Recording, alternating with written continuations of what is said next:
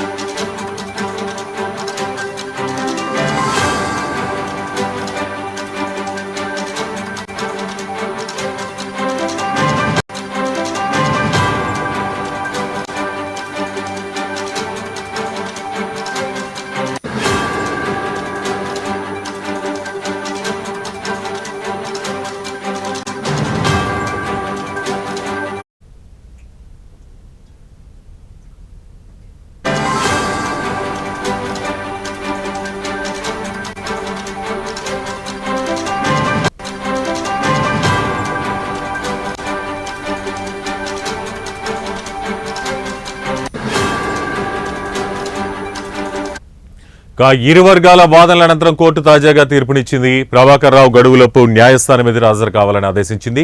ఇక గడువులోపు హాజరు కాకుంటే న్యాయస్థానం ప్రకటిత నేరస్తుడిగా గుర్తించనుంది. ప్రకటిత నేరస్తుడిగా ప్రకటిస్తే ప్రభాకర్ రావు స్థిర చరాస్తులను జప్తు చేసే అవకాశం ఉంది. సాధారణ ప్రజలు ఎవరైనా ప్రభాకర్ రావును గుర్తిస్తే పట్టుకునేందుకు వీలు కలగనుంది.